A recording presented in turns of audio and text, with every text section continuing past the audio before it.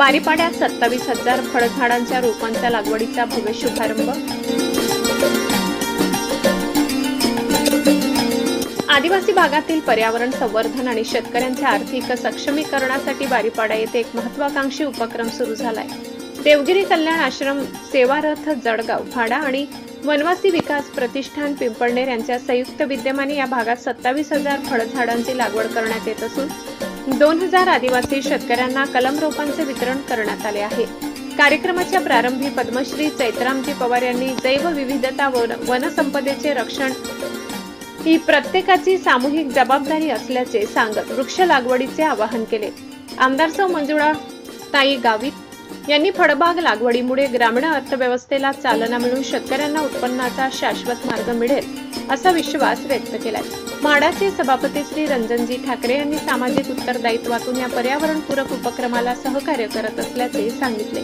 तर जिल्हाधिकारी श्रीमती भाग्यश्री विस्पुते यांनी शाश्वत विकासासाठी अचूक डेटा व नियोजनाचे महत्त्व अधोरेखित केले। या उपक्रमामुळे मृदा जलसंवर्धन, जैवविविधता जपणूक आणि हवामान बदलाचा सामना करण्यास मदत होणार आहे। कार्यक्रमाला पिंपळनेरच्या नगराध्यक्षा सौ योगिताताई चौरे, सेवारथच्या डॉक्टर निलिमा सेठिया, राष्ट्रवादी काँग्रेसचे धुळे जिल्हाध्यक्ष श्री सुरेश सोनवणे यांच्यासह विविध गावाचे सरपंच, ग्रामस्थ, शेतकरी मोठ्या संख्येने उपस्थित होते। वनवासी विकास प्रतिष्ठानने या कार्यक्रमाचे नियोजन व समन्वय साधले। ब्युरो रिपोर्ट, साक्री, सहसंपादक अनिल बोराडे।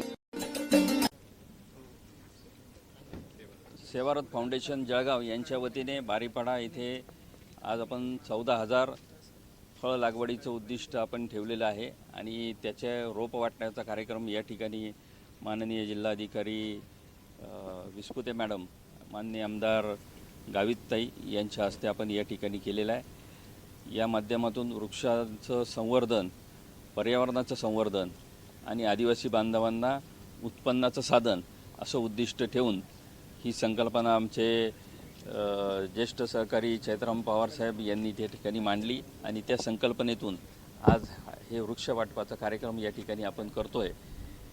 एकूण 25,000 वृक्ष या ठिकाणी वाटले जाणार आहेत। त्याच्यामध्ये नाशिक, जळगाव आणि धुळे या 3 जिल्ह्यामध्ये हे उद्दिष्ट ठेवून आपण या ठिकाणी काम करतोय।